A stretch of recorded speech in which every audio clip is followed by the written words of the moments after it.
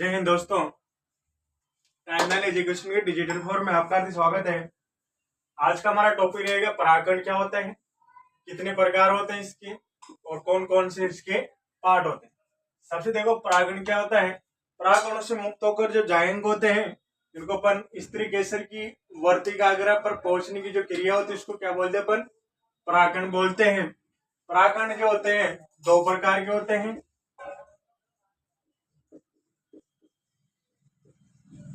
दो प्रकार के होते हैं, एक तो स्वपरागण होता है, एक परपरागण होता है।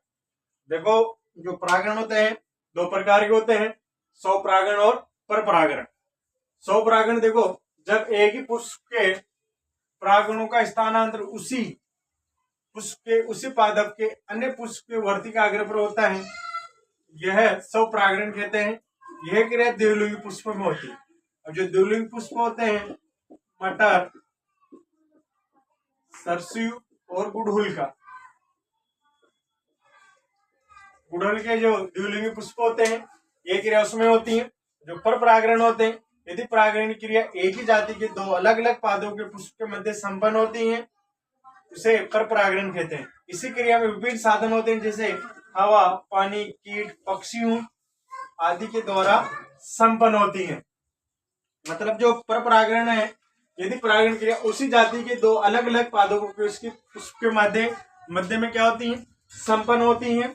जैसे हवा, पानी, कीट, पक्षी आदि के द्वारा संपन्न होती है, जो स्वपरागण के होते हैं।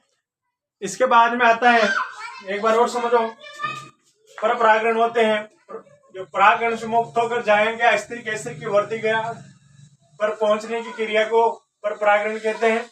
परपरागण के दो प्रकार होते हैं, स्वपरागण, परपरागण। स्वपरागण है जब पुष्प के जो परागण तथा स्थानांतर उसी पुष्प में होते हैं, उसी पुष्प तथा उसी पादप के अन्य पुष्प के वर्तिकाग्र होते हैं, उसे परपरागण की स्वपरागण कहते हैं।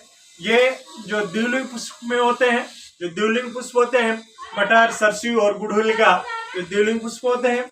इसके बाद में परपरागण है, यदि परागण की क्रिया एक जाति के दो अलग अलग पादप में होते हैं जिनके मध्य में संपन्न होती है उसे परपरागण कहते हैं। इसी क्रिया में जो विभिन्न साधन होते हैं जैसे हवा, पानी, कीट, पक्षियों के द्वारा संपन्न होते हैं। जैसे कोई पक्षी है उसमें से बीज निकाल कर या जो क्रिया करके साधन हवा के जो टहल करके वो बीज नीचे गिर जाते हैं, उसी पादप में वापस क्या हो जाते हैं, बन जाते हैं।